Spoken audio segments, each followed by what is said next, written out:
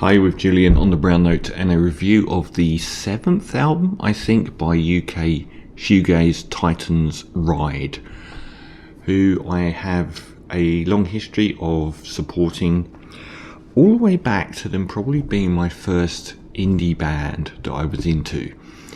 Given that bands in the UK in the 80s that I was really into, like New Order and the Smiths, were already quite big when I sort of got there, even in like being 12 years old, they were still pretty big acts.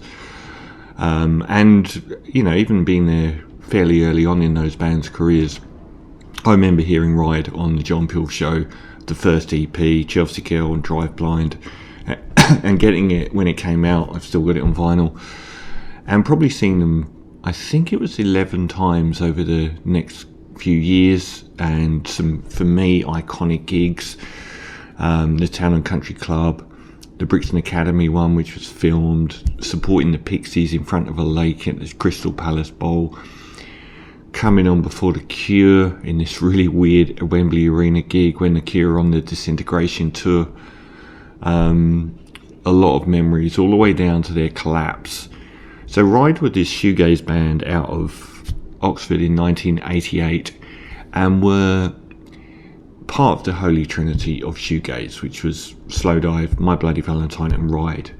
And Ride were known as the best live band out of the lot, and also the most dynamic act. And I still say that their first year is the equal of any UK alternative music act in history, because they released three EPs and an album. The three EPs themselves were a classic album of material, and Nowhere, their debut album. I wish they'd go back and properly package those three EPs into an album. They have sort of done that, but it deserves to have the credit that Nowhere has. And then Nowhere, a flat 10 out of 10 album for me. They also got into the charts in the UK with their second EP, Play. I think just about made the top 40, and they were a very prominent act, a lot more dynamic than the sort of Slowdive were always a lot more dreamy in the background, and have got latent acclaim. My Bloody Valentine had done Isn't Anything, and then just blew the world apart with Loveless, but there was a big gap between those two albums, and nothing after that. Ride then became the focal point of shoegaze around sort of 92. Leave Them All Behind got into the top 10 in the UK, their epic 8-minute single, and the album Going Blank Again also was a massive hit for them, a double album.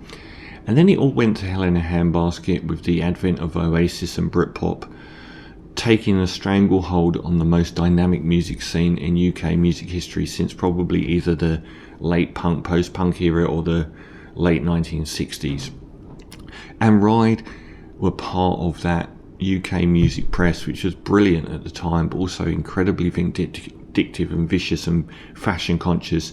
And they went after shoegaze bands as being the scene that celebrates itself, and promoting Britpop acts. And I've mentioned on 100 reviews on my radio show, I never go back and listen to Britpop at all. I'm not going to go back and listen to Park Life. I don't go back and listen to Definitely Maybe. And what came after that was actually much worse.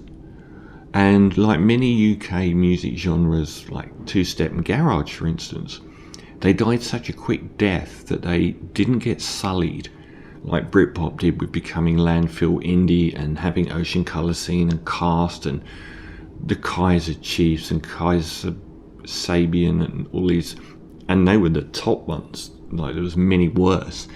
Sullied the genre to the point where I can never go back to it. Same with grunge. I can't really listen to grunge that much, even though I did at the time. I'd happily listen to Siamese Dream or Copper Blue by Sugar above listening to, say, Nevermind or 10 by Pearl Jam. It was just a bit overdone.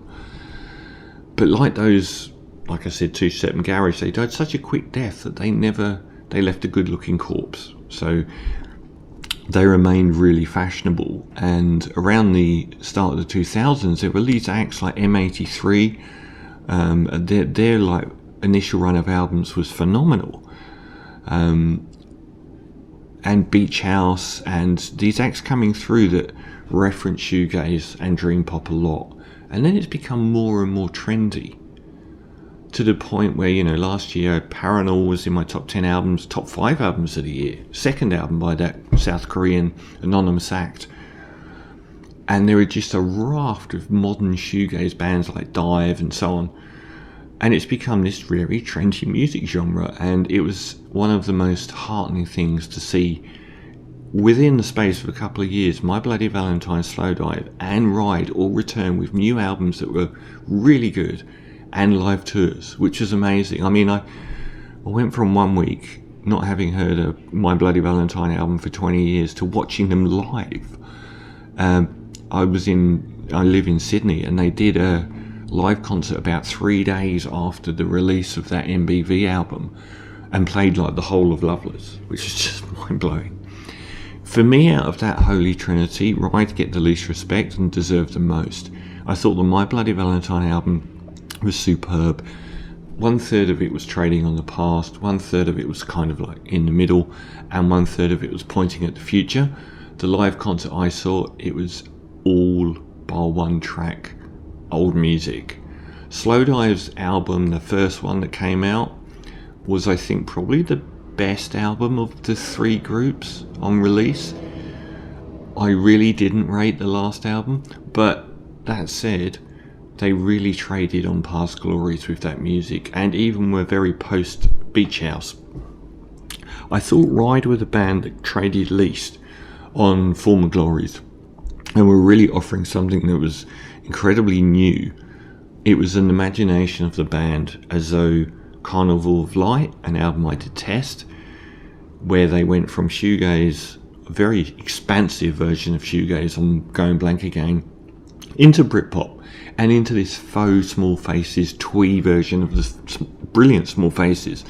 But this was a twee version of it, and I didn't like it at all. This was a ride that imagined that Going Blank Again wasn't followed by Carnival of Light. It was followed by the albums. The band are Andy Bell, Loz Colbert, Mark Gardner and Steve Querrell. And the rebirth, after a gap of 21 years, was Weather Diaries in 2017, and in 2019 This Is Not a Safe Place. Ironic. And I think there was 1 or 2 EPs as well, and I saw a couple of tours in Australia. Eventually they went down the nostalgia route, which was wonderful. I saw the Nowhere 30th anniversary tour last year, which was absolutely fantastic, where I got that t-shirt actually. So now they're back. Now the one thing I would say about their music, all of their albums have got 2 or 3 fantastic tracks to add to their live repertoire. They've been too polite. I wish they'd have pushed more. When they've done something experimental on those albums, I've gone like, I wish you were doing this all the way through. I would give both Weather Diaries and This Is Not a Safe Place a 7 out of 10 each. And there's lots of music on those albums I really like, and a lot of it is a bit mid, fairly mild. And when I saw them playing a lot of this music live, the live versions of it were a lot more sort of combustible and dynamic. Well, the new album's come out, Interplay, and I have to say I've been blown away by it, because it is everything that those 2 albums weren't. I know this is a dumb thing to say, but up until Carnival of Light, I bought every Ride record on vinyl, and they had the best cover game in town. Those early EPs on these beautiful matte cardboard sleeves, which I still have all of them, were stunning. And even when they flipped over to going for the gloss covers, the first few of them were actually really, really good. And even the Nowhere cover of That Wave is iconic. And the new albums, their artwork has been crap. But this new album, Interplay, the artwork is beautiful. I know that doesn't mean anything, but I can often tell that an album's going to be good, one, by the cover, and two, by the song titles. I don't know why it marries up. I don't know if it's something to do with the headspace, like creatively the band are in. But if I start looking down the playlist and seeing very, very rote titles, or if I look at the album cover, it's a big warning sign, like a movie trailer. But Interplay is fantastic. The initial singles that came out showcased a more expansive sound stage. It was wider and fatter, and it had elements of synth pop in it, and it was also more urgently melodic than their polite other material, I feel. That was very sort of nice but background. This was a lot more sort of urgent sounding, like it was trying to grab your attention, and hookier. And the 3 songs I thought were all interesting in different ways. It's arguable to say that Peace Sign is perhaps, which was the first one that came out, is perhaps the worst of the bunch, and it opens the album, but it does showcase a really good soundstage. It's just a lyric that is absolutely appalling. The lyric in the chorus, "Give me a peace sign, wave your hands in the air," is some of the worst lyrics they've done and designed for festival audiences. It reminded me uncomfortably of the John Squire Liam Gallagher album, imaginatively titled Liam Gallagher John Squire, which I recently gave the lowest score I've ever given any album to, which has the worst lyrics I've ever heard. It's saved by sort of post-new romantic synths, quite an insistent beat, and I was pleased that the drum sound wasn't too compressed, sort of like that Travelling Wilburys post-ELO compression would have killed the song for me, and it wasn't. It did sound more like a drum kit. And throughout, this is the album where Steve Queralt, his bass playing is almost like Derek Forbes in Simple Minds. It rescues so much of what's going on, and it's got an energy to it as well, so it is a festival throwaway song. I thought the second track, Last Frontier, and I suspect that Andy Bell, one of the twin songwriters alongside Mark Gardner, is responsible for the opening tracks. I wonder whether Mark Gardner's lyrics are better than Andy's at times. I think Andy is now concentrating still on personal relationship stuff with a rhyming dictionary. Sorry, mate. Andy's got Mark Gardner's lyrics seem to have got a lot more political. But the melody of Last Frontier, like, it opens with this Love Will Tear Us Apart beat, the opening of Love Will Tear Us Apart, and I think that one of the defining factors of what I found most engaging about this album is the band are laying all of their references on the table. It is full of really interesting influences,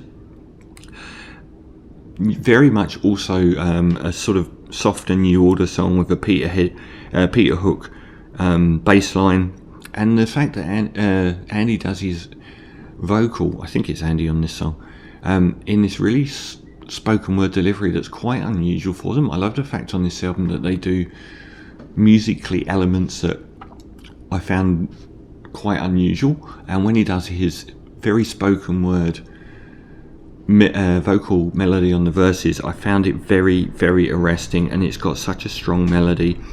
And when he does that, it made me feel like I was listening to the Lightning Seeds. It's really got a lovely verse, and the way it modulates towards the end, where it's got this sort of like pause and goes through a couple of chord changes, very, very catchy, and a definite Love Will Tear Us Apart tribute on the coda, which I thought was lovely as well. The first real jink away from those widescreen singles is Light in a Quiet Room, which has got this huge Spaceman 3 vibe and an unusual distance between Gardner and Bell's vocals, which are often paired very close to each other in like vocal harmonies. Here he's like, I think Gardner's doing like this Gregorian chant stuff in the background, and it's one of many songs where Steve Queralt's bass is really arresting and elevates everything that's happening, and it's got this pulsing synth. They've got some of their most effective use of electronic textures, and then it drops off at the halfway stage into a proper shoegaze feedback meltdown. perhaps leaning towards the fact in future live sets this might replace the long-standing 10-minute wall of sound feedback from the breakdown in Drive Blind. It made me think of Flying Saucer Attack. Their album Further from the 90s is one of the most beautiful atmospheric shoegaze albums. I thoroughly recommend it. Very low-key act called Flying Saucer Attack. And yeah, it was the most... They haven't done that guitar feedback on their previous two post-comeback albums at all. Monaco track 4 is the brashest of those singles. I really liked it. It's got a very sort of New Order Crystal era fullness to the sound. Another unusual vocal in the way that Mark Gardner's almost got this affected post-new romantic, but it's not a treated dreamy vocal at all. It's very direct, unusually so for him, and I feel a lot of his lyrics nowadays are quite polemic and political, which is good. I'll go more in that area. Over the Edge We Go, big chords, by miles already the most exciting opening four on their post-comeback albums. And I feel it's an album where the cohesion really is of great importance, because the first four tracks for me fit an opening third, and then you've probably got another four maybe, and then a final third, and they all seem to occupy different spots. I think the middle third is a weaker, but that's still not a weak selection of songs. It's just not quite as good as that stunning opening. There's a really strong Depeche Mode stomp and again bass on I Came to See the Wreck, track 5. That song's saved from being completely mundane by the incredibly loud squalling feedback of the second half of it, which is the most shoegaze I think they've been. It was fantastic. Almost like Slow Dive around the era of She Calls, where they had these big sheets of guitar noise, and indeed Ride on Nowhere, which I absolutely loved. And I also, alongside that Depeche Mode vibe, that's the one place I heard the mooted Tears for Fears song from the Big Chair era, Grandiosity. I could definitely see that coming through.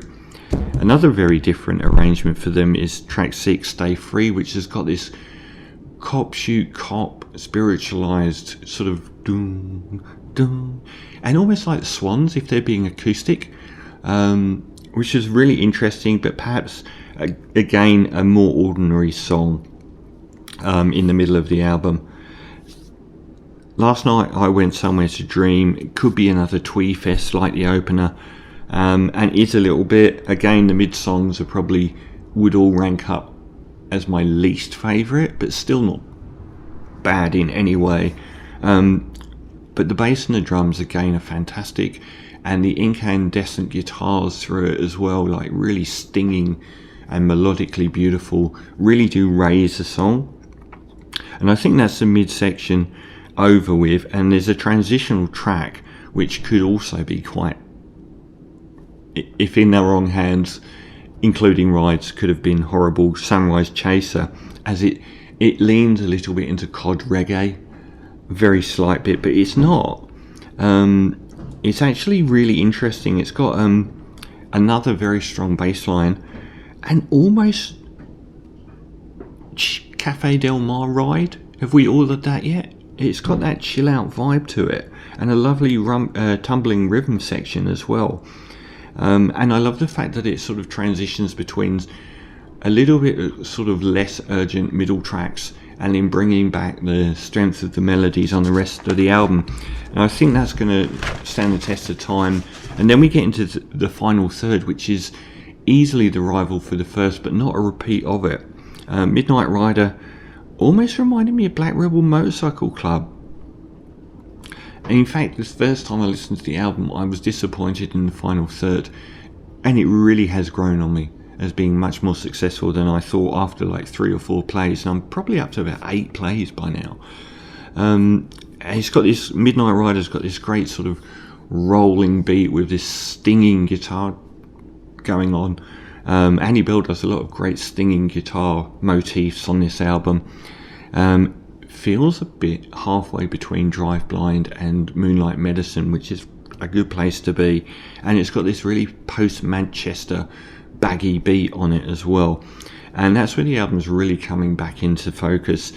And 10 is Portland Rocks, which is a lot of people stand out from the album.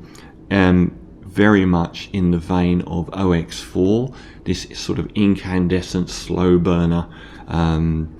It's got these really big crunchy Nowhere era drums on it, and sounds like a song that's been in Ride's repertoire from the early 90s. It's huge and very melodic and very noisy wall of sound. It's fantastic. It's got that early sort of Taste era Ride, Birdsian jangle, and the vocal melodies being quite close together, reminding me a bit of a very noisy Birds, and it's obviously going to be a live staple from now until the end of Ride. And then we just drop off in the final two tracks for some completely unexpected arrangements and songwriting. ESARI, 100,000 Ride fans found out that I can't pronounce it, is a town in Morocco, which is one of the most unusual pieces of music. Really, I think this one's Andy Bell, and instead of being like a twee love song, the lyrics are incredibly fatalistic and dark. It's almost like life's going to be absolutely terrible, but you know, we'll get over it, I guess. It's just really dark, and I thought fantastic and curiously compelling, because it doesn't ever reach out and go for some big bombastic element. It just sort of leans back into its arrangement, which felt quite confident and like a come down after like the huge wall of sound of Portland Rocks. Again, I like a dark Cafe Del Mar track, and it ends on a track called Yesterday Is Just a Song, which I thought had really fatalistic lyrics, and reminded me of Pigs on the Wing. You know, the opener and closing acoustic tracks on Pink Floyd's Animals? It kind of felt like that, yet it's on this very woozy synth pads. And I like the fact that it had the confidence not to try and, like the previous track, not to try and introduce more band elements. It just sort of woozed along. And then it just introduces this quite poignant synth line to play out the album, which reminded me of the Blade Runner soundtrack, which is not bad. So overall, this is a much more exciting album than the previous albums, where I would have dug harder to find the nuggets. Here I was like, okay, this is actually really, really good. In fact, you know, a near perfect if it wasn't for a midsection where it's occasionally more mundane in the songwriting, but even then, half of those tracks have really, really strong elements to them that are very interesting, but the opening and closing thirds are the best stuff. Overall, the best album they've done since Going Blank Again. Very unusual compositions at time, which I wanted. Reintroduction of loud guitars and feedback, which I wanted.